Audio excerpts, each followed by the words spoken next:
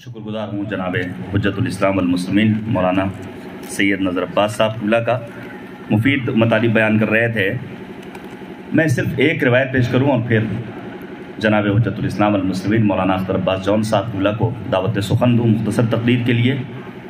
बार बार आप मुस्तकिल उलमाए किराम से सुनते रहते हैं कि कुरान मजीद को ज़्यादा नहीं पढ़ना मेयार है, बहुत जल्दी ख़त्म कर लेना मेयार नहीं। इस सिलसिले में एक रिवायत और शर्त है कि कुरान को गौर व फिक्र के साथ पढ़ा जाए, तफक्कुर व तदब्बुर के हमरा। अल्हम्दुलिल्लाह आप हज़रात लिख भी रहे हैं, नोट कर लीजिए। सूरह मुबारक सात की आयत नंबर 29 और सूरह मुबारक मोहम्मद सल्लल्लाहु अलैहि वसल्लम आयत नंबर 24 इसी बात को बयान कर रही है कि हमें कुरान मजीद को गौर व फिक्र के साथ पढ़ना है। अब्दुल्ला इब्ने उमर नबी ख़ातम हज़रत मोहम्मद मुस्तफ़ा सल्लल्लाहु अलैहि वसल्लम से कुरान मजीद ख़त्म करने की मुद्दत के बारे में सवाल करते हैं कि एक कुरान मजीद कितने दिनों में ख़त्म किया जाए। गौर कीजिएगा ये रिवायत क्या बयान करती है। और ख़त्म कुरान के सिलसिले में रवायात मुख्तलिफ हैं। नबी आज़म ने कहा 1 महीना। अब्दुल्ला इब्ने उमर कहते हैं कि हमारे अंदर तो इतनी तवानाई है कि हम कुरान मजीद को 20 दिनों में ख़त्म कर लें। आखिर में पैगंबर ख़ातम ने जो सबसे कम मुद्दत बयान की है वो है 10 दिन। लेकिन फिर रिवायत कहती है कि अब्दुल्ला इब्न उमर कहते हैं मैं इससे भी कम मुद्दत में इस कुरान मजीद की तिलावत को ख़त्म कर सकता हूँ। नबी आज़म कहते हैं कम तरीन मुद्दत जिसमें कुरान मजीद को ख़त्म करना है वो है 7 दिन। और फिर पैगंबर फरमाते हैं इससे कम मुद्दत में कुरान मजीद की तिलावत को ख़त्म करना मुनासिब नहीं है। उसकी वजह यह है हमारे यहाँ तवानाई नहीं है, हमारे यहाँ दर्क, बसीरत, फ़हम, इदराक की सलाहियत नहीं। वगरना सामिनुल हुज्जत गरीब तूस इमाम अली रज़ा 3 दिनों में कुरान मजीद को ख़त्म कर लिया करते थे। जनाब हबीब के बारे में आपको हैरत होगी, कैसे कैसे असहाब लेकर सैयदुस शुहदा अपने साथ मैदान करबला में आए थे। जनाब हबीब नमाज इशा के बाद कुरान मजीद की तिलावत शुरू करते थे और नमाज फ़ज्र के पहले पहले कुरान मजीद की तिलावत को ख़त्म कर लिया करते थे। अल्लाहुम्मा सल्लि अला मुहम्मद व आले मुहम्मद। हो सकता है आपको हैरत हो कैसे मुमकिन है। लोगों को इस पर भी हैरत हुई थी कि आखिर अली मुर्तदा एक रात में 1000 रकत नमाज कैसे पढ़ लेते थे। एक रकत नमाज पढ़ने में 1 मिनट का वक्त लगता है, 1000 रकत नमाज पढ़ने में 1000 मिनट का वक्त लगेगा, जबकि रात मुख्तसर और महदूद होती है। बात को छोड़ रहा हूँ, अगर किसी बरादर को इसका जवाब चाहिए होगा तो मुझसे दरियाफ्त कर ले। बस इतना समझ लीजिए जिस तरह मालिक के इजाज़त से तय्युल अर्ज़ मुमकिन है, इंसान मकान की मसाफत को कम मुद्दत में तय कर सकता है, इसी तरह अगर परवरदिगार चाहे तो इंसान की मुद्दत में इतनी वुसअत पैदा कर देता है कि उस कम मुद्दत में ज़्यादा अमल को अंजाम दे सकता है। जिसकी एक मिसाल शब कद्र है। रात वही है 7.5 घंटे की, 7 घंटे की, 6.5 घंटे की, 8 घंटे की, लेकिन परवरदिगार ने इस एक रात में अंजाम पाने वाले आमाल का अज्र व सवाब बहुत ज़्यादा करार दिया है।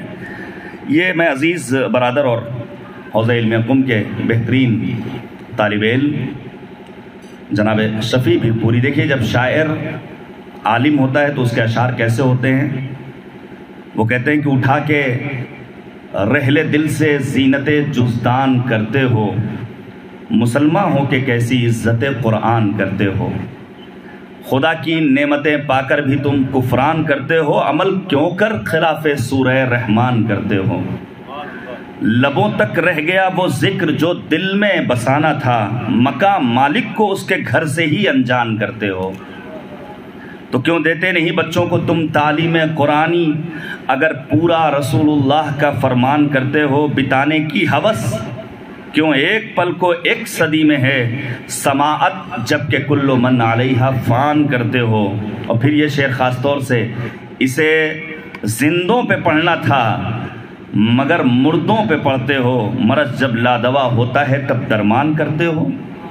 शफ़ी इससे तो होती है तुम्हारी आखिरत साजी, तिलावत करके कब कुरान पर एहसान करते हो। कुरान फ़हमी का शऊर पैदा करने के लिए उलमाए किराम के बयानात, मासूमीन के इरशादात और फरमूदात हमारे लिए मशअल राह हैं, नमूने अमल हैं। गुजारिश करूँगा जनाब मौलाना अख्तर अब्बास जौन साहब क़िबला से बहुत ही मुख्तसर सी इनकी तकरीर और उसके बाद उस्ताद मोहतरम जनाब हुज्जतुल इस्लाम वल मुस्लिमीन मौलाना सैयद मंजर सादिक साहब क़िबला आपके रूबरू होंगे। बर मोहम्मद व आले मोहम्मद सलावत। बिस्मिल्लाहिर्रहमानिर्रहीम। बरादरान, तकरीर नहीं करनी है। दो वाक़या मैं बयान करूँगा शुरू में। एक 4 साल पहले का वाक़या है, एक तकरीबन 4 महीना पहले का है, और उसके बाद एक जो है मशवरा है अपने लिए भी, अपने तमाम बरादरान के लिए। इंशाअल्लाह आपस में हम लोग बैठ के तय भी करेंगे, और वही उसी मशवरे के लिए हमें कुछ थोड़े से ये मुकद्दमात भी बयान करने होंगे। पहला वाक़या तकरीबन 4 साल पहले का है। ये वाक़या इसलिए बयान कर रहा हूँ कि कुरान पर जो सितम रवा है वो सिर्फ़ अवाम की तरफ से नहीं है, बल्कि ख़वास की तरफ से भी है। उम्मत है हम लोग, तो एक हाफिज़ कुरान के बच्चे की शादी थी, नौजवान की, तो वहाँ पे एक तकरीर हुई, और तकरीर में नाम यहाँ पे नहीं लेना है, चूँकि मकसद किसी फ़र्द का नाम लेना है ही नहीं। असल वो ज़हनियत है जिसकी बुनियाद जो राइज है। तो चूँकि हाफिज़ कुरान की शादी थी, तो पहले शुरू में कुरान के लिए तकरीबन गिरिए की हालत में कुछ जुमले कहे गए। बहुत अच्छा लगा, मुझे भी बड़ा अच्छा लगा कि कुरान के लिए, और उर्दू ज़बान के बहुत ही ऊपर के लेवल के बड़े ख़तीब ने, जो मुअम्मम भी आलिम भी हों। आपके ज़हन में जल्दी किसी के नाम जा रहा हो उसकी तरफ नहीं जाए, वो अहम मसला वो नहीं है। क्योंकि जहाँ नाम जाएगा शायद वो सही ना हो, तो अच्छा बेहतर है कि अगर नाम आ भी रहा हो तो उसको डिलीट करते जाएं और साफ़ करते चले जाएं। असल बात पे तवज्जो करें कि एक बहुत ही ऊपर लेवल पर रहते हुए इंसान क्या सोच सकता है, और फिर कुरान पर क्या सितम फिर रवा होता है। तो पहले जो बातें हुई कुरान के बारे में, और ये कि हाफिज़ कुरान का हिफ्ज़ किया गया, कुरान का एहतमाम किया गया, लेकिन फिर खिताबत के ज़ोर में आते आते आखिर में ये नुक्ता लगाया कि अहले बैत के पास अगर कोई आ जाता है तो वो फिर गुमराह नहीं होता, लेकिन कुरान के पास आके लोग गुमराह भी हो सकते हैं। अब अंदाज़ा करें इस बात से कि मामूली इंसान कोई नहीं कह रहा था, कोई मामूली ख़तीब नहीं कह रहा था, वो जो कुरान के लिए गिरिया करके तकरीर कर रहा था।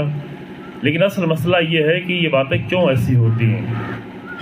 फिर उसी वक्त जब तकरीर कर रहे थे तो हमारे बगल में बैठे हुए और भी लोग कह रहे थे कि ये क्या मतलब हुआ। आप लोग के जहन में क्या आ रहा है कि अगर कुरान के पास कोई आता है तो फिर भी गुमराह हो सकता है, अहले बैत के पास कोई आता है तो गुमराह। अब मजमे को ये बातें अच्छी लगती हैं, तो वहीं बगल ही में से कोई कह रहा था कि शिमर भी तो अहले बैत के पास रहा, अहले बैत की जंग में शरीक रहा, कई महीने तक अमीरुल मोमिनीन के साथ साथ रहा, जंग भी करता रहा, ज़ख्मी भी हुआ।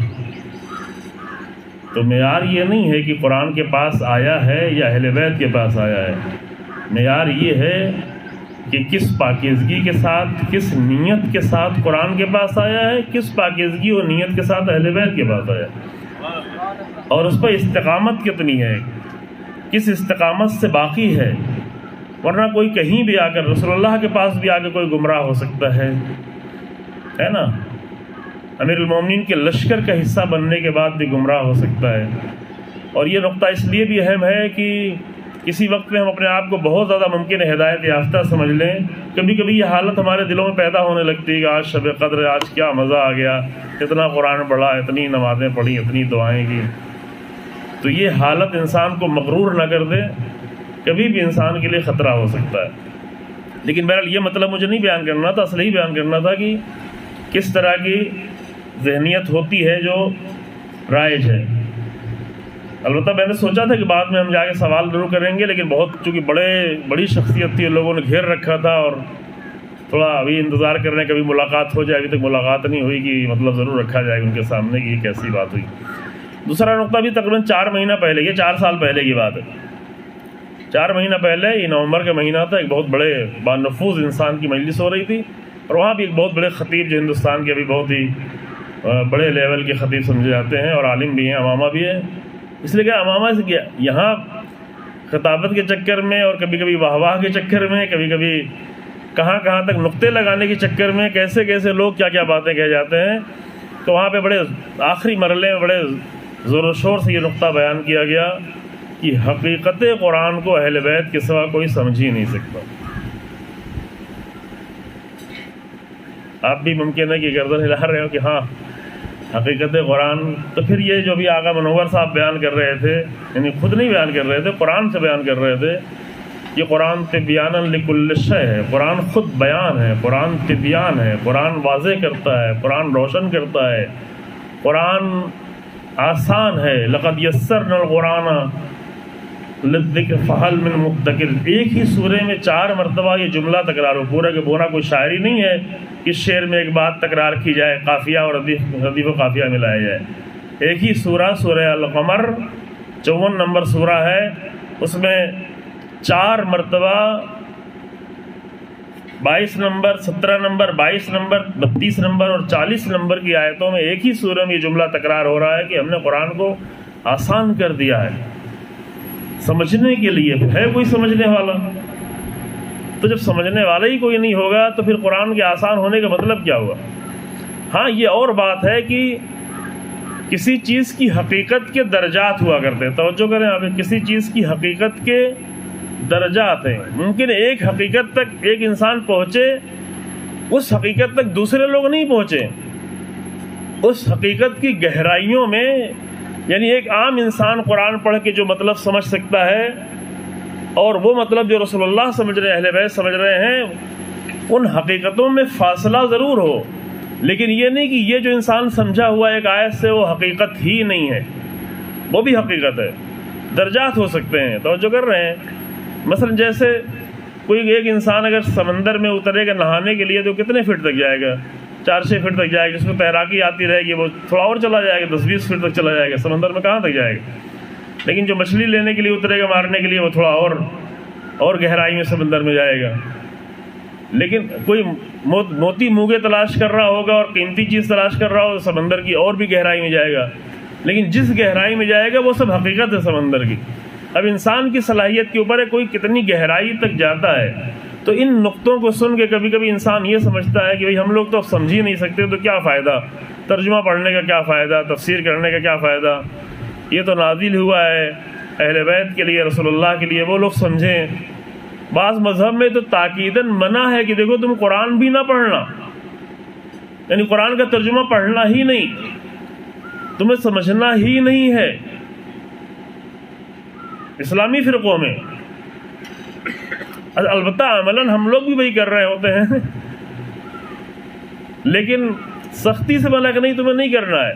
ایک زمانے میں ہمارے یہاں بھی ایک مسلک باقاعدہ پیدا ہوا تھا، اخباری مسلک، وہ والا اخباری مسلک، آج والا نہیں۔ آج والے اخباری مسلک وہ تو قرآن کا لفظ بھی نہیں پڑھتے، مطالعہ تلاوت بھی نہیں کرتے، لیکن وہ لوگ وہ کہتے تھے فہم قرآن، ظاہر قرآن کو بھی سب لوگ نہیں سمجھ سکتے، وہ صرف رسول اللہ علیہ وسلم سمجھتے ہیں۔ تو اس طرح کے وہ مکتب ختم ہو گیا دھیرے دھیرے، لیکن بعض نظریات دھیرے دھیرے آ جاتے ہیں وہ نقطہ لگانے کے چکر میں، واہ واہی کی ضرورت کے تحت۔ تو عزیز انسان، یہ ہے مسئلہ ہے کہ انسان قرآن کی گہرائیوں میں جانے کی فکر کرے۔ گہرائی میں ایک روایت ہے جو ہم نے ادھر کہیں پڑھی بھی ہے، امام محمد باقر علیہ السلام کی، اللہم صلی علی،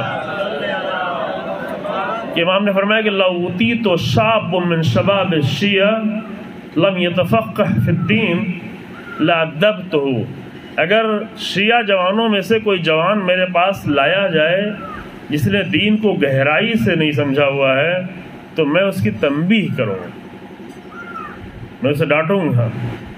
ہم سب لوگ ڈانٹ کھانے والے ہیں، بس ابھی امام زمان ادھر آ جائیں تو کون سی گہرائی ہم پیش کریں گے؟ ہم تو اتنا کہہ لیں گے کہ ہاں سمندر میں قرآن کے اترے تھے، تھوڑا سا پیر کو نم کرنے کے لیے، تھوڑا سا نمی لینے کے لیے۔ بعض لوگ سمندر کے کنارے جاتے ہیں، صرف پیر تھوڑا ڈال کے چلے جاتے ہیں، پوری کوشش کرتے ہیں کہ دیکھو پیجامہ بھیگنے نہ پائے، پینٹ بھیگنے نہ پائے، اتنی سا وہی کافی رہتا ہے کبھی کبھی۔ بعض لوگ قرآن میں اتنے ہی آتے ہیں کہ دیکھو نہ ذہن ہمارا بھیگنے پائے، نہ ہماری عقل میں کوئی تری آنے پائے، اس سمندر سے دور دور بس دیکھو، بس کچھ ثواب آ جائے، لیکن قرآن سے کچھ آنے نہیں پائے۔ یہ سمندر بہت گہرا ہے، قرآن کا سمندر۔ یہ جو سمندر دنیا میں ہے اس کی گہرائی بھی بہت زیادہ ہے۔ میں ابھی دیکھ رہا تھا راستے میں کتنی گہرائی ہوتی ہے، تو بہت تعجب ہوا، مجھے اندازہ تھا بہت گہرا ہے لیکن اتنا نہیں سوچا تھا۔ کہ پیسفک اوشن کی جو سب سے بڑی گہرائی ہے وہ 10,924 میٹر کی گہرائی ہے، یعنی تقریباً 11 کلومیٹر۔ جیسے 11 کلومیٹر آپ گاڑی سے جائیں تو 11 کلومیٹر آپ نیچے جاتے رہیں تو پیسفک اوشن کی اتنی گہرائی تک کوئی انسان نہیں جا پاتا، چونکہ انسان جو ہے 100-150 میٹر کے نیچے اگر جانے لگے گا تو اتنا پریشر پڑے گا پانی کا، اس کی ہڈیاں ٹوٹنا شروع ہو جائیں گی، تو بہت زیادہ گہرائی تک انسان نہیں جا پاتے۔ لیکن یہ سمندر جتنا بھی گہرا ہو وہ اتنا ہی ہے کہ 11 کلومیٹر 11,000 میٹر کی گہرائی ہے ایک اوشن کی، لیکن قرآن کی گہرائیاں اس سے کہیں زیادہ ہیں۔ قرآن کی گہرائیوں کی کوئی حد نہیں ہے، کیونکہ قرآن اللہ کے علم کا مظہر ہے، اور اللہ کے علم کی جب کوئی حد نہیں ہے تو اللہ کے علم کے مظہر کی بھی کوئی حد نہیں ہے۔ اب یہ انسان کے اوپر ہے کون کتنی گہرائی تک قرآن میں جا سکتا ہے نا؟ تو قرآن کبھی کبھی واضح طور پر بہت آیتیں تو ایسے واضح ہیں، بہت آیتوں کی مدد سے واضح ہیں۔ 2 نام ہیں ابھی اسی دور کے، انہی 50 سالوں کے 2 عظیم نام ہیں، علامہ محمد حسین طباطبائی اور آیت اللہ جوادی عاملی۔ مجھے نہیں لگتا کہ تاریخ میں ایسے لوگ پیدا ہوئے ہوں، یا بہت ہی کوئی ایسے لوگ پیدا ہوئے ہوں گے ضروری طور پر، لیکن ہم لوگ کو شاید نہیں معلوم ہے کہ جنہوں نے قرآن کو اتنی گہرائیوں سے پورے طور پر اتنی گہرائی تک قرآن کے اترے ہوئے ہوں۔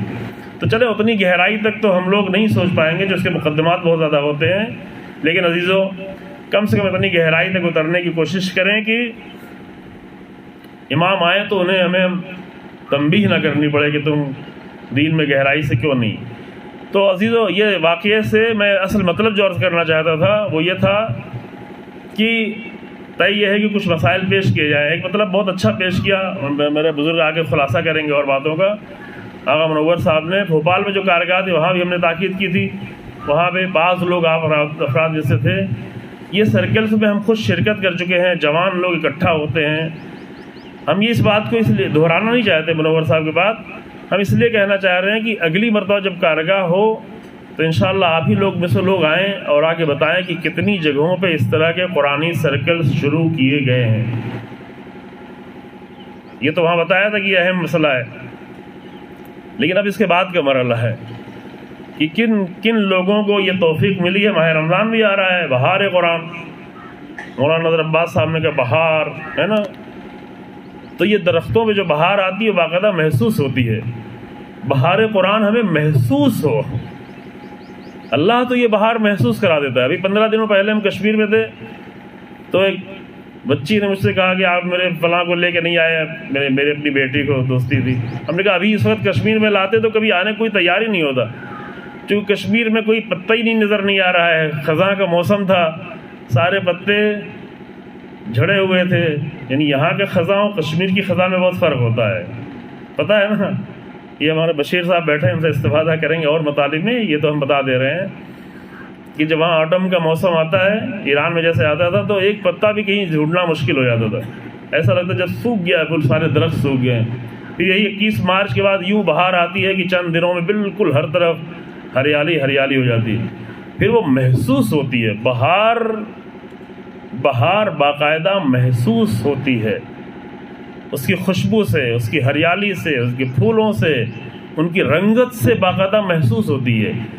یہ محسوس ہونا قرآن کی بہار ہمارے لیے محسوس ہو۔ اب بہار فقط یہ نہیں کہ دیر تک تھوڑا تلاوت کر لی ہے، اور دنوں میں کم تلاوت کرتے تھے، قرآن میں زیادہ تلاوت کر لی ہے، یہ بہار نہیں ہوئی عزیزو۔ میں وہی نقطہ حاصل کرنا چاہتا تھا۔ یہ بہار کب محسوس ہوگی؟ جیسے ان درختوں میں بہار آتی ہے، مثلا اس موسم میں اگر اس پہ پھول کھل رہے ہیں تو اس کی تیاری کب سے ہوتی ہے نیچر میں؟ اللہ کب سے انتظام کرتا ہے؟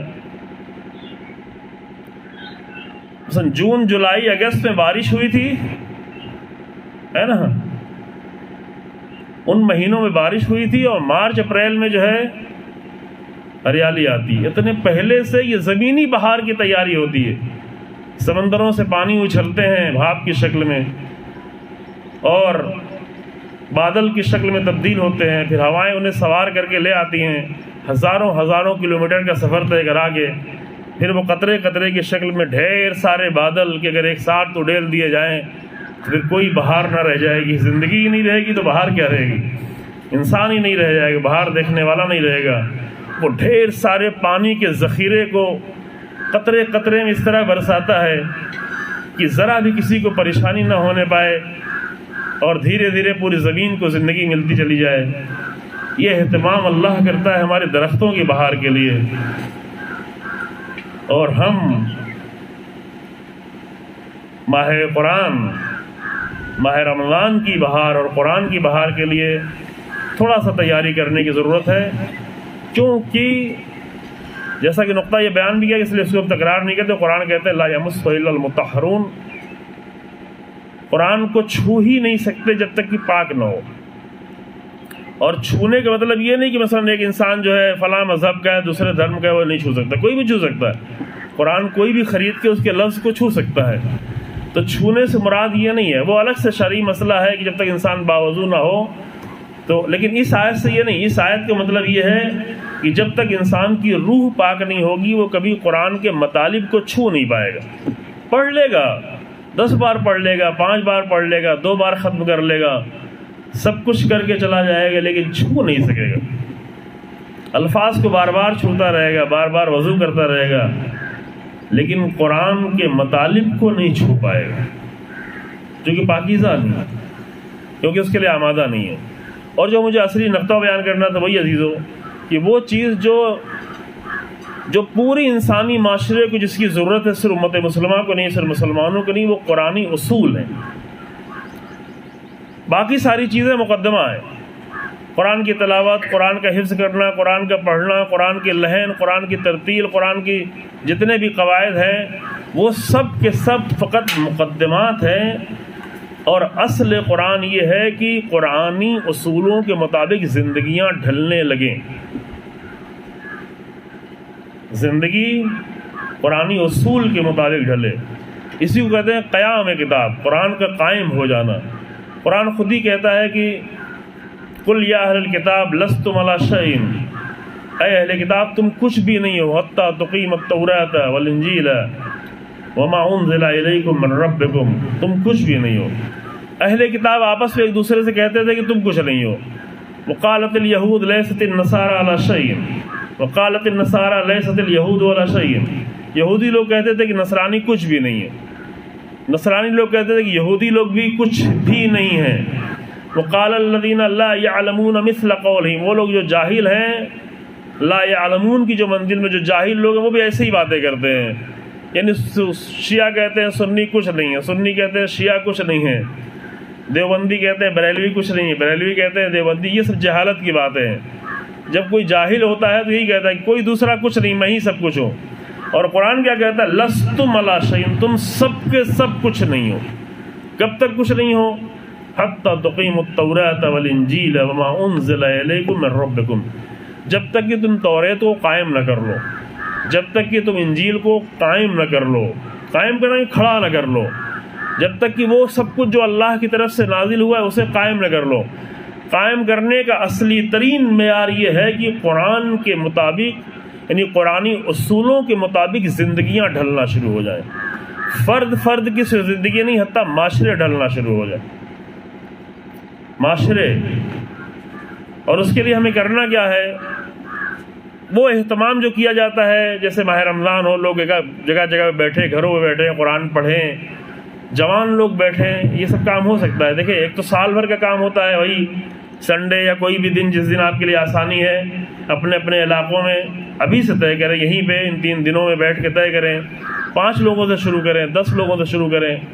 میں نے بعض جگہوں پہ دیکھا ہے واقعاً بہت ہی لوگ کہتے ہیں، جب چنئی ہم جانا ہوتا رہتا ہے تو پوچھتے ہیں چنئی میں لوگ اردو بھی بولتے ہیں، اردو بھی جانتے ہیں، لیکن مجھے دیکھا کہ چنئی میں جہاں تھوڑے سے لوگ شیعہ ہیں، مسائل بھی بہت سارے ہیں، لیکن ہر سنڈے کی صبح میں نماز صبح کے بعد دور دور سے کئی کلومیٹر سے لوگ نمازیں پڑھ کے بائک سے کسی طرح سے پہنچتے ہیں اور آ کر نہج البلاغہ کی تیاری کر کے 1-1.5 گھنٹے کے نہج البلاغہ کا سیشن جو بھی 2-3 سال سے چل رہا ہے، اور شاید 30-35 سال سے ہمارے منور صاحب بھی آگاہ ہیں، شاید 30-35 سال سے جو ہے قرآن کا سیشن چل رہا ہے، پورے قرآن کی تفسیر پڑھ چکے ہیں۔ ایسے ہی آپ جیسے جوان لوگ پورے قرآن کی تفسیر مکمل 3-4 آیتوں کی تیاری ہر ہفتے کوئی کر کے آتا ہے، اور ایک تیاری سب کر کے آتے ہیں، ایک آدمی آگے پریزنٹ کرتا ہے، دوسرے لوگ سوالات جوابات جو کمی رہ جاتی جیسا کہ بیان کیا اسے پورا کرتے ہیں۔ ظہر کے بعد یہ ہوتا ہے، کتنا اچھا سنڈے ہوا، صبح میں نہج البلاغہ پڑھ رہے ہوتے ہیں، ظہر کی نماز کے بعد وہی لوگ قرآن، یہ طالب علم نہیں ہے، طالب علم بھی کبھی کبھی ایسا نہیں کرتے، یہ عام طور سے IIT کے بچے ہیں، جوان ہیں، پڑھے لکھے بچے ہیں، وہ لوگ ہوتے ہیں اور ان کی زندگیوں میں اس کا اثر نظر آتا ہے۔ قرآن مکمل قرآن ختم کر چکے ہیں، کئی تفسیروں کو دیکھ کے آتے ہیں، فوکس آسانی سے وہی تفسیر نمونہ ہوتی ہے، لیکن دوسری بھی کئی تفسیریں مجھے خود بتایا ہے ایسے جوان نے کہ تفسیر میزان، مجھے اردو کم پڑھنا آتی ہے تو میں اپنی ماں سے کہتا ہوں کہ میری ماں تفسیر میزان اردو میں پڑھے، میں اسے سنوں، اس کے نوٹس بناؤں۔ تفسیر میزان جو طلاب بھی کبھی کبھی نہیں پڑھتے، تفسیر میزان جو ماں پڑھتی وہ بیچاری نہیں سمجھ پاتی، وہ صرف اس کو پڑھتی ہے تاکہ اس کا بیٹا اس کو سن کے اس کے نوٹس بنائے اور لے جا کے پیش کرے۔ یہ صرف تشویق کے لیے میں نے آپ لوگوں کو خدمت عرض کیا، لیکن 2 لوگ 4 لوگ 10 لوگوں سے شروع کریں اور اگلی کارگاہ میں آ کے کوئی بیان کرے کہ کتنی جگہوں پر، اس کی خبر بھی رکھے انشاءاللہ تعالی کہ کتنی جگہوں پر انہی جوانوں کے ذریعے سے 1 گھنٹے کے لیے 24 گھنٹے کو اگر 7 میں تقسیم کرے کتنا ہوتا ہے؟ کس کی میتھمیٹک اچھی ہے؟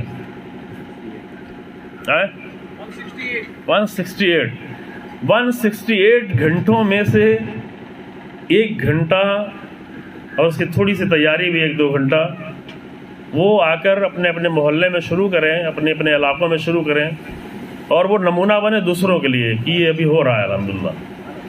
اور ہم لوگ جو کام کرنا ہے ہم سب کو کہ یہ سب کچھ اس لیے کرنا ہے تاکہ قرآن سے اس کی زندگی کے اصول نکالے جا سکیں، پرنسپلس نکالے جا سکیں۔